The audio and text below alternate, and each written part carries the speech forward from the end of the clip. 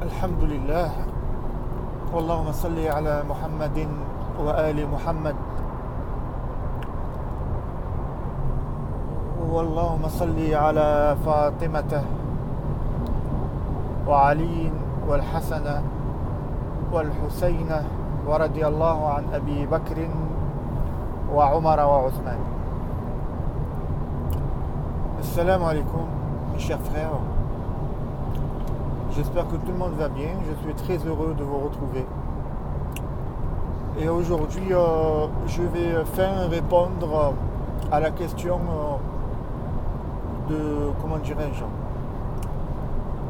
lien qui est en fait entre Zaydiyya, Al-Mu'tazila ou Al-Hanafiyya. C'est une question qui m'a été posée maintes fois. Mais avant cela, j'aimerais bien faire une petite parenthèse, un prologue concernant la rigueur que nous avons, nous musulmans, délaissée à travers les âges. Et nous sommes aujourd'hui presque un peuple, j'allais dire, dénué de rigueur. Illa man rahmallah.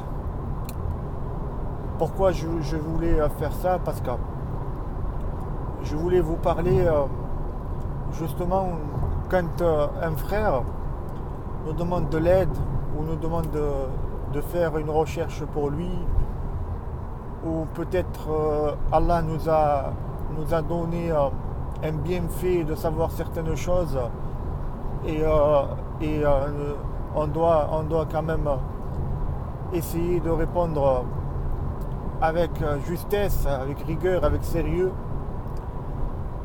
Et ça fait partie de la piété, parce que vous savez, lorsque l'imam Ali alayhi salam a été questionné à propos de la piété, التقوى, لما سئل الإمام علي عن التقوى فقال التقوى 4 أشياء تشملها: الخوف من الجليل، الرضاء بالقليل، العمل بالتطبيق، والاستعداد ليوم الرحيل. Et moi je voulais vous parler justement العمل بالتطبيق, le travail avec application et sérieux, en parenthèse. Quand l'imam Ali a été questionné de ce que c'est que la taqwa, a répondu que la piété, 4 choses se réunissent ou rassemblent le mot ou la notion de piété. La première est al-khawf min al-jalil, la peur du tout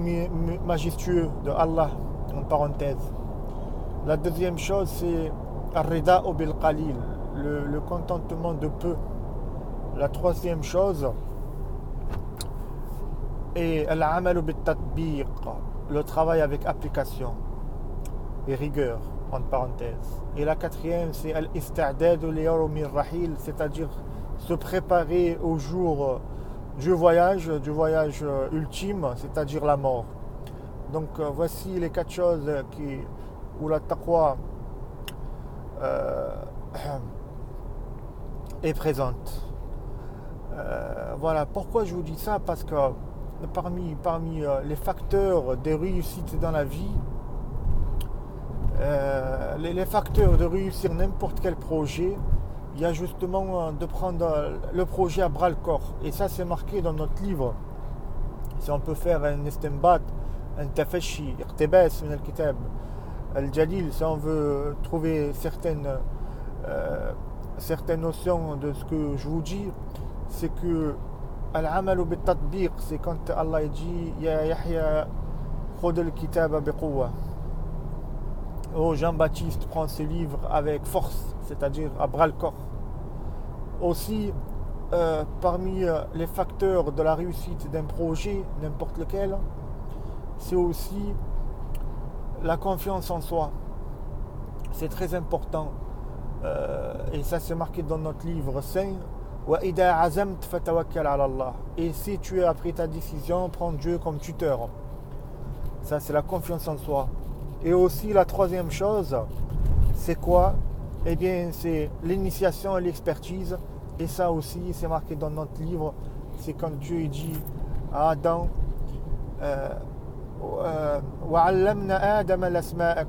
nous avons appris à Adam les noms de toutes choses. C'est une initiation et l'expertise. Voilà trois axes. Et ces trois axes, je vous assure, avec l'aide de Dieu, vous pouvez prendre n'importe quel projet, combien même soit immense, vous pouvez réussir avec ces trois axes-là. Donc, prendre les choses à bras-le-corps, la confiance en soi, l'initiation et l'expertise. Voilà, ça c'est une petite parenthèse. Je voulais, أفيد بها نفسي وأفيد بها الغير. Je voulais que cette chose, je veux dire, que mon propre personne profite de cette notion et aussi mes frères et sœurs aussi, par la même occasion. Voilà, donc pour répondre à la question du lien qui est entre les Zaydi, les Mu'tazili et les Hanafi, j'ai réfléchi longuement à cette question, mais vous savez, pour répondre à cette question, nous ne pouvons pas répondre à cette question sans faire de l'histoire théologique, l'histoire de l'islam. Parce qu'en vérité, cette question commence au premier siècle de l'islam, en fait, quand les écoles au balbutiement, aux prémices des écoles des Madahib, quand il y a eu l'imam Malik ibn Anas à Médine et Abu Hanifa al-Nu'man en Irak, et avec eux aussi l'imam Zayd, Hassan al-Basri et ses élèves qui ont donné les Mu'tazila aussi, donc Wasil ibn Ata. Donc il faut faire de l'histoire de ces madhahib, parce qu'il faut savoir qu'il y avait deux grandes écoles qui se distinguaient à cette époque. Bon, c'était Layth, il était en Égypte, mais bon, il n'a pas fondé vraiment son propre école, comme il a même été un grand savant aussi. Donc ce qu'on a appelé l'école du Hijaz et de Médine, c'est Madrasat al-Asr, l'école de la trace, si vous voulez. La trace ici, c'est le Coran et les hadiths. Ce qu'il a été vraiment connu, dit par le Coran et par le prophète. Et Madrasatul Ra'i, l'école de l'opinion qui est foisonnée en Irak, en fait, à cette époque-là. Donc, pour comprendre le lien qui était entre, par exemple, les Zaydi et les Mu'tazili, il faut qu'on passe par là, il faut qu'on fait de l'histoire pour arriver à vraiment comprendre, si on veut vraiment comprendre. Voilà. Parce que les choses dans la vie ne sont pas blanches ou noires, c'est plutôt du gris. La vie, et si on doit donner une couleur aux choses et à la vie, c'est plutôt la couleur grise qui l'emporte. Donc voilà, donc on va faire cette introduction, Inch'Allah. Donc il faut se mettre au premier siècle de notre ère. Donc au premier siècle de notre ère, pardon, au premier siècle de l'Hégire, donc 7e siècle, 8e siècle de notre ère, pour commencer à comprendre ces notions, ces madahib. Voilà, je vous dis à de suite pour la prochaine vidéo. On va continuer aujourd'hui, Inch'Allah, de parler de ça. Voilà, à très bientôt, à de suite. Merci beaucoup.